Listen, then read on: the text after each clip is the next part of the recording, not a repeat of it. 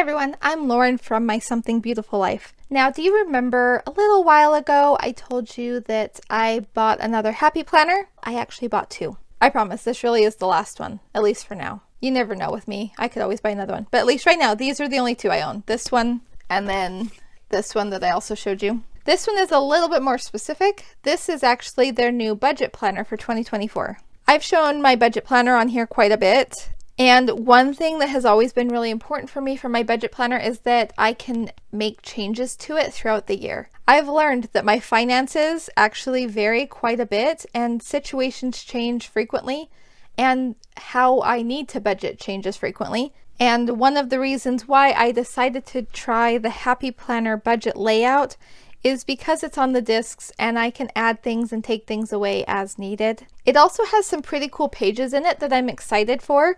I think they might work really well with what I'm already planning to do. And I have a couple ideas, and so by far this is not the full setup. I will show that to you later once I get everything in it. I have a couple sets of printables that I want to add to it. I think there's actually maybe three, we'll see. And maybe even some of my own.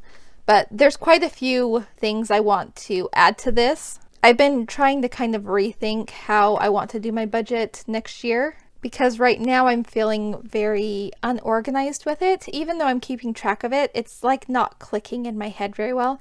And so I've been trying to think how to make it make more sense for me. And I thought this one was really cute and it's on the discs, and so I figured I would give it a try. And like I said, I like some of the layouts that are in it, and so yeah, we'll see how it goes. So here's the name page. In the beginning, you get an overview of 2024, 2025. And you'll notice that the interior of this actually is very similar to the weekly one that I showed you a couple weeks ago. I don't even know how long ago it was. But it has the same polka dots right here. So it's a very neutral layout, and I really love that. This page, like I said before too, I really love this page. So this one I'm going to use to keep track of bills that just occur once a year. I have a lot of little random things that just come out once a year, but because there's so many of them, they are kind of hard to keep track of. And so I'm going to use this to keep track of bills like that. And then it just jumps right into the months. So here's the dashboard page. I kind of like this box. I don't really like that it's on this page, but I like that it gives you a space to write where you have spent money that you weren't expecting. And then of course we just have some note space, which is always useful for me with my budget planners because I'm always just making random notes. Then we have a monthly layout, which I also love having a monthly layout for my budget, and this is something I have not had this year so far. I keep meaning to put one in, but I just haven't. So I'm just really excited that this is already built in. And then this is the main budget page. So you have the budget overview right here. Here's a savings tracker and then accounts and debts. I also love too that every month they have some sort of challenge here with some space that you can report back. So I might try to do those. I was also thinking about trying to make up some of my own or use some other ones that I found online. But I kind of like that they include them here. It just kind of gives you something to think about even if you don't actually do their challenge. Now, the one thing that I can already say will not work for me on this page is the space for the income. That is just not going to be big enough. I just have income that comes in from a lot of random places, mostly just from like my blog and YouTube, things like that. I'm an affiliate for multiple planner companies and they all pay on different days. And so things like that, there's just too many than will fit in this little space. And so I'm definitely going to need to make some sort of page to keep track of my income that will go in here somewhere.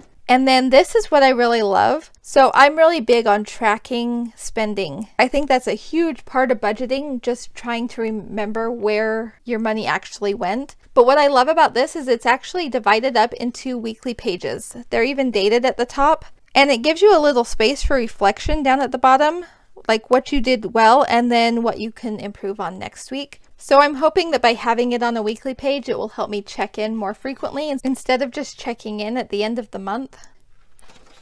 And then after that, you actually just have some note space, which again, I like my note space in my budget planners. I use random note paper all the time, just because there's random things that happen and I want to remember them next month. They're usually things that I need to remember that will affect what I do next month. And so I just like to keep track of those because I will forget if I don't write them down. And then it just goes into the next month. So again, it's pretty basic, but the perk of having it on the discs is that I can add whatever I want to it. And that is definitely something that I'm planning to do. I will show you a full budget setup once I get it all put together. And right now I just wanted to kind of flip through so that you could see the different dividers. I think these are really cute, and I just like that they can be a little motivational. This one's really pretty. I love the pattern in the background and then the foiling. So I just thought this planner was cute, and I think it's a good place to start. And then at the end of December, there's just another notes page. So there's not really much else to this. It's just very basic, but I'm looking forward to customizing it and then showing you what I do with it. The one downside to not using it as is that as I print out pages, I'm going to have to trim them to the right size. I have a punch, and so I'm not worried about that, but I hate trimming papers after I print them, and so that's going to kind of be a pain. So hopefully if I just get it set up at the beginning of the year, it'll be good to go and I won't have to keep making changes to it and printing more. Hopefully that works. I'm still trying to decide what all's going to go in it, so I can't even explain to you much else, but I just kind of wanted to flip through and show this one to you. I really like it. I think it's pretty cute. I really love the glitter discs. I think those are so fun. I think this is the first time I've had glitter discs. They weren't doing a lot with the fancy discs when I was using Happy Planner before, but we'll see how this goes and I will keep you updated. I hope that you have a wonderful rest of your day, and thank you so much for watching. Bye-bye.